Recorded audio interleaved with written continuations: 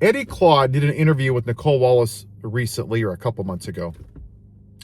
And in this interview, he's been saying exactly what I've been saying.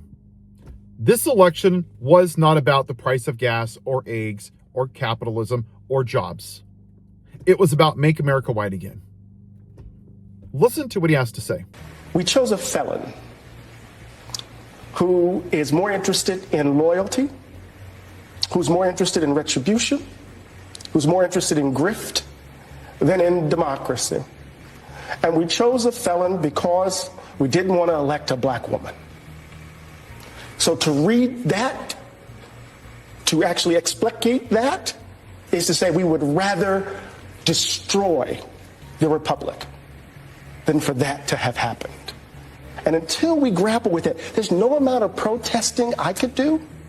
There's no amount of resistance that could come into play to actually force 78 million people to grapple with what motivated them to put themselves in this position. He's right.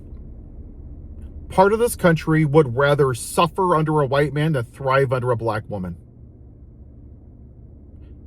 77 million Americans went to the voting booth and said, I don't care that he is an adjudicated rapist, that he's assaulted 25 women sexually, that he molested girls on Epstein Island, that he had dinner with Nick Fuentes, that he's a felon, that he asked for the execution of 5 black men, that he didn't rent the black people, that he cheated on his wife, and that he sat on his fat ass while he's crapping his diaper eating cheeseburgers while officers were beaten for 3 hours.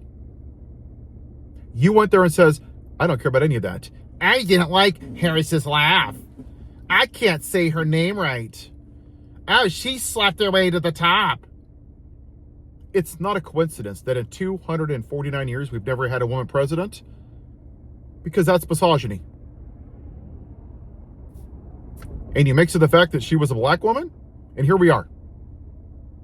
Part of this country got triggered when we had a black man in the White House instead of picking our cotton. They want the outside to look like the inside of the White House. That's just a fact. And that's what LBJ said. This country will vote for a rapist, a felon, a man who demeans women, who makes fun of disabled people, basically while he's picking your wallet over the most qualified black woman. He's literally tearing down the East Wing using rich people's money. He's literally spent $3.4 million on Halloween celebrating with his rich white friends. Sends $40 billion to Argentina. Won't even release money for SNAP benefits so people can eat. He's literally stealing. While his base is getting out their Trumpy bear and their magic socks and saying, oh, he's demonizing the immigrants. I want people here legally.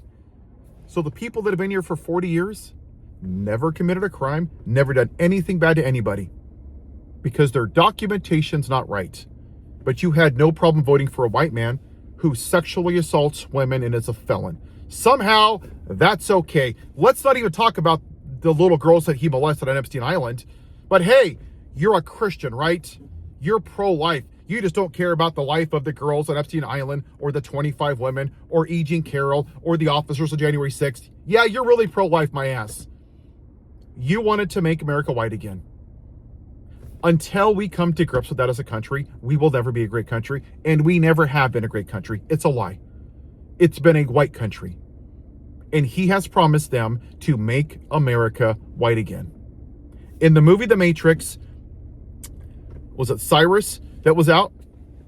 And he was woke because he saw the real world. He was no longer plugged into the Matrix, which is make America white again.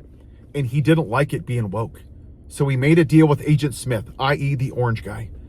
Put me back into the Matrix. I know it's not real, but ignorance is bliss.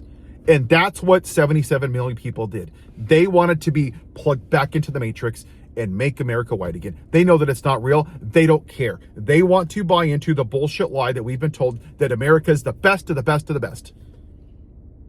Really? Jim Crow, slavery, the Middle Passage where 1.4 million people died, black people, starved, sicknesses, threw them overboard, the Trail of Tears, Wounded Knee, Asian internment camps. Sounds like a really great Christian nation. I just can't imagine why everyone's just not up in arms when we lead the world in white supremacy, incarcerations, and military spending. Wow, what a great country. Sounds wonderful. We can be a great country, but we can't do that until white people get off your lazy asses and do something.